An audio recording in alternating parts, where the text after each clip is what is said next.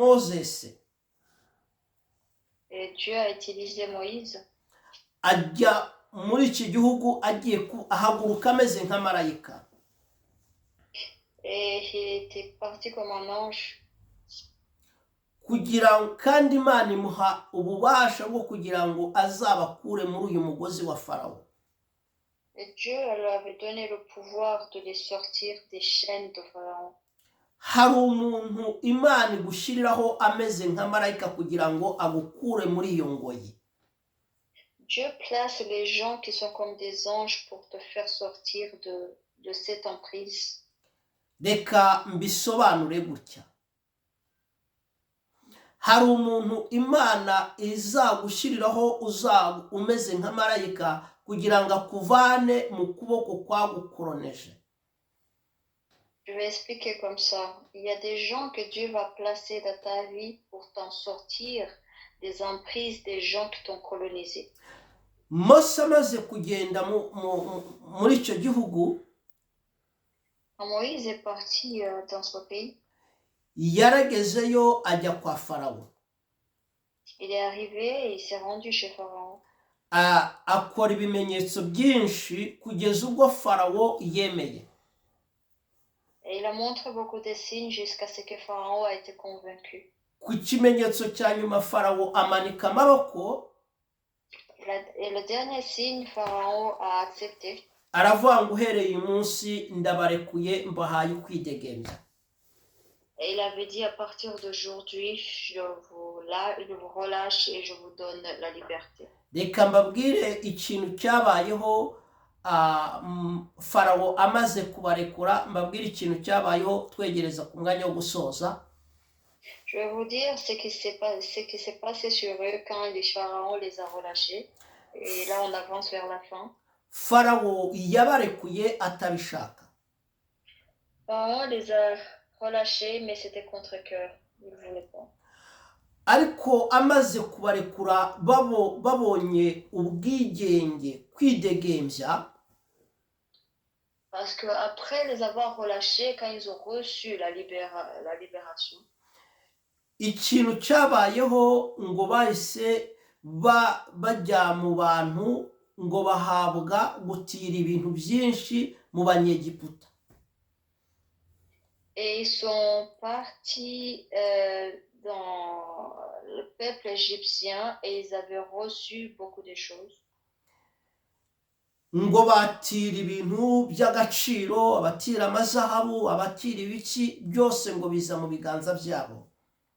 Et ils ont reçu beaucoup de choses, des choses précieuses comme de l'or et beaucoup d'autres choses importantes, c'était dans leurs mains. Ntabwo bashoboraga kwakira ibi bintu bakiboshye. Ils ne pourraient pas recevoir ce genre de choses s'ils étaient toujours attachés. Ibyo babyakiriye mu biganza byabo ari uko bamaze kubona kubohoka. Ils ont pu recevoir ces choses parce que leurs mains, ils étaient libres.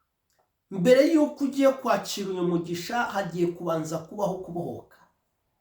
Avant de recevoir cette bénédiction, il va y avoir une délivrance. Nababwiye uyu mugozi ni umugozi uba uturuka ku muntu uwo ari we wese ukugiraho ububasha akakubuza ibyo wakabaye ukora, akakubuza kwinjira mu masezerano yawe. Je vous ai dit, ces chaînes, ça représente chaque personne qui est dans ta vie qui t'empêche à entrer ou à recevoir tes promesses. Bamaze kwakira ibyo bintu batangiye urugendo bahita bajya aho Imana yateguye. Après avoir reçu toutes ces choses, après ils sont partis dans la terre promise que Dieu avait préparée pour eux. Iyo wabohotse utangira urugendo rwo guhindura ubuzima bwawe. Quand tu es délivré, tu commences le chemin ou un nouveau départ de la libération. Iyo wabohotse utangira gukora ibintu bikomeye. Quand tu es délivré, tu commences à accomplir de grandes choses. Ndahanura ugiye gukora ibintu bikomeye mu izina rya Yesu. Je prophétise que tu vas faire de grandes choses au nom de Jésus. Ndahanura ugiye kugera ahantu hakomeye mu izina rya Yesu.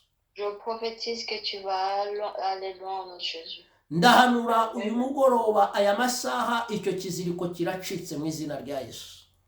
Je prophétise que cet après-midi ou cette soirée, ces chaînes ils sont déchaînées au nom de Jésus. Ikiziriko cy'umuntu wese wagukoronezaga kiracitse mu izina rya Yesu.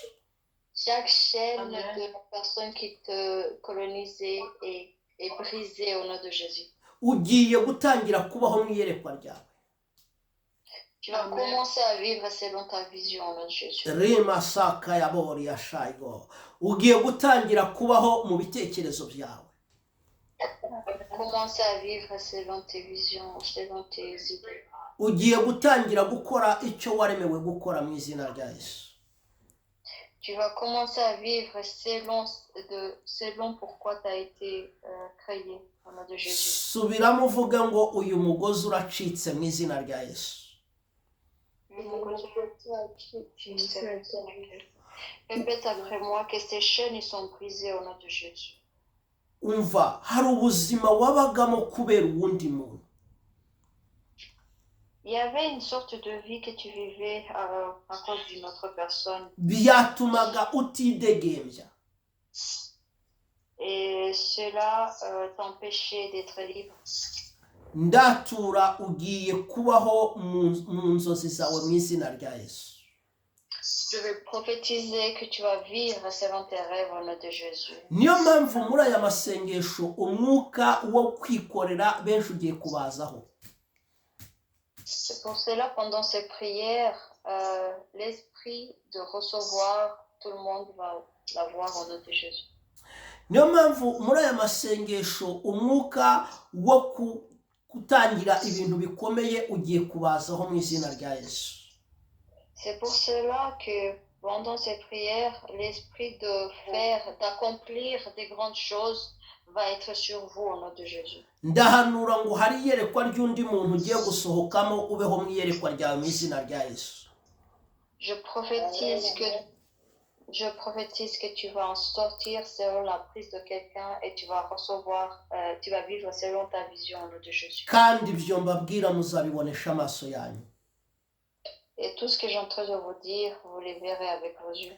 Iyo umuntu avuye munsi y'iyo migozi abasha gutekereza ibintu byinshi. Si quelqu'un est libéré sous ses emprises, il vit beaucoup de choses. Ibitekerezo byawe byasaga nk'ibyaryamiwe ariko bigiye kubyuka. Tes idées, ils étaient comme s'ils étaient endormis, mais là maintenant ils vont se réveiller. Nari mvuze ibitekerezo byawe birakangutse mu izina rya Yesu.